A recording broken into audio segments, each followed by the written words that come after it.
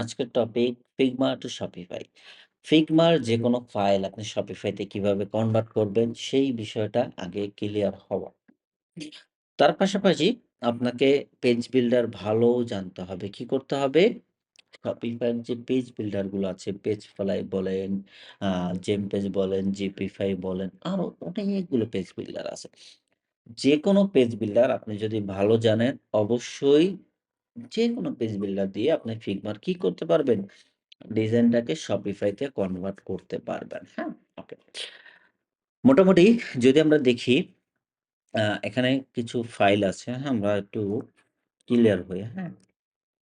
যে কি আছে।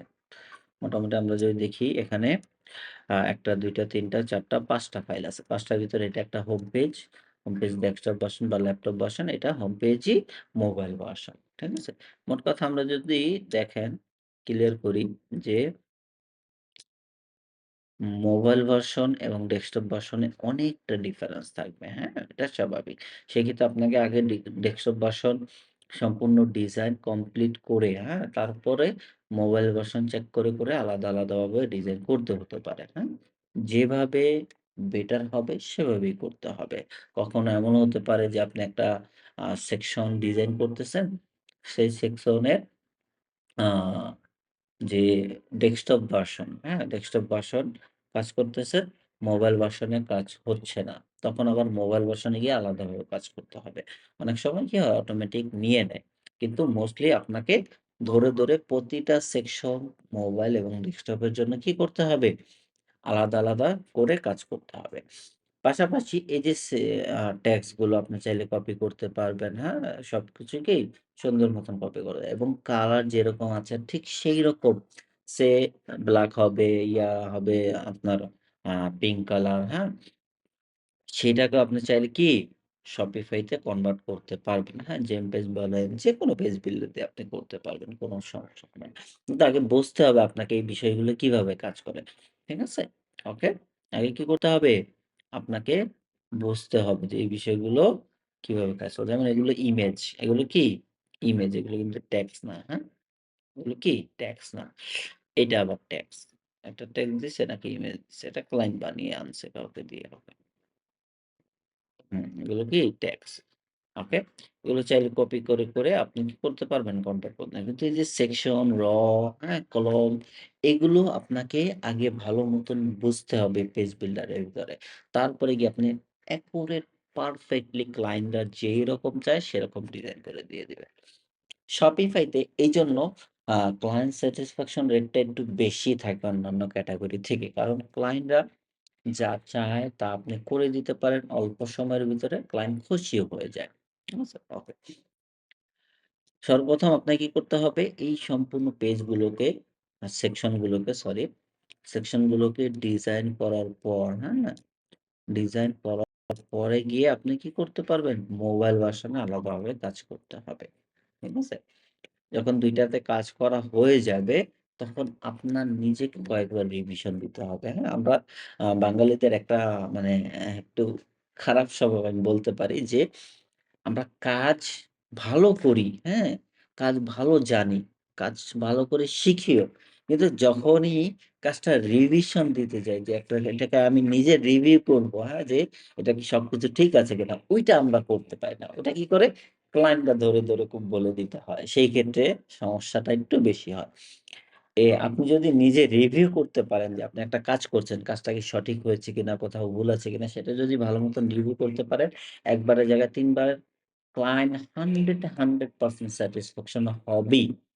কোন ধরনের সমস্যা হবেই না। বুঝাতে পারছি? ওকে।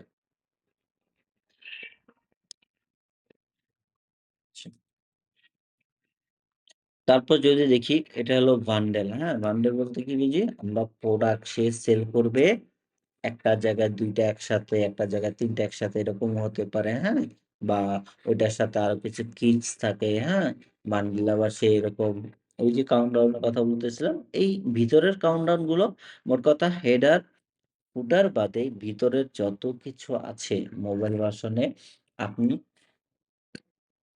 আরামে সরি ক্লায়েন্ট যেরকম চায়, হ্যাঁ? যেরকম এখানে লেখা থাকবে লিমিটেড টাইম সেলস অ্যান্ড হুম? যে এত ঘন্টার ভিতরে এতদিন ভিতরে এটা শেষ হয়ে যাবে। এই জিনিসগুলো আপনি কি করতে পারবেন? করতে পারবেন। নরমালি থিম দিয়ে এরকম ডিজাইন খুব কম হয়ে থাকে, হ্যাঁ? থিম দিয়ে সরি, থিম দিয়ে এরকম ডিজাইন খুব কম, নাই বললেই চলে, হ্যাঁ? যখন আপনি পেজ বিল্ডার দিয়ে করতে যাবেন, এই যে ক্লায়েন্ট এরকম চাচ্ছে, অ্যাকুরেট 100 এ 100% আপনি ডিজাইন করে দিতে পারবেন। যেমন ট্যাব এখানে লেখা থাকবে, হ্যাঁ? বান্ডেলের ইমেজ এবং কি ইনক্লুডেড সেগুলো দেওয়া থাকবে এবং এটার বেনিফিট কি? যখন বেনিফিট এ ক্লিক করবে, তখন আরেকটা ট্যাব আসবে যেখানে আলাদা ডিটেইলস গুলো আসবে। তখন কি?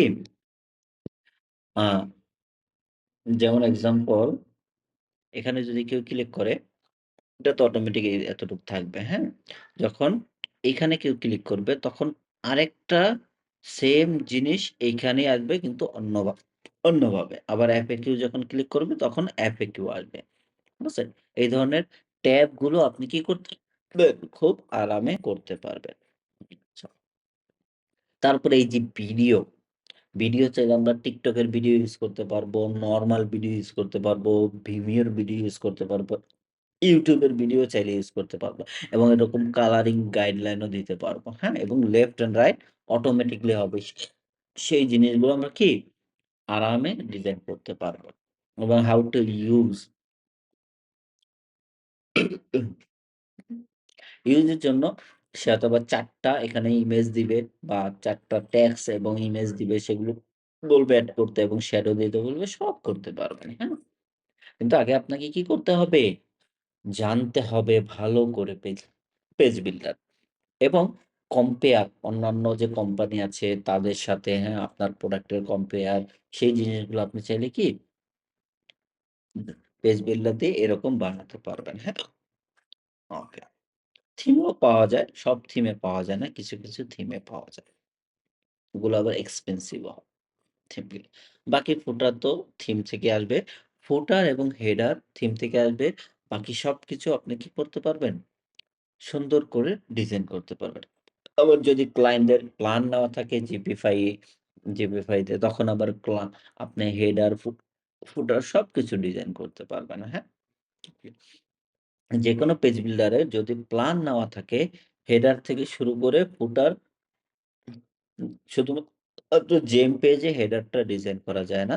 বাকি যেকোনো অন্যান্য পেজ বিল্ডারে হেডারও ডিজাইন করা যায়। ফুটার যেকোনো পেজ বিল্ডারে আপনি ডিজাইন করতে পারবেন।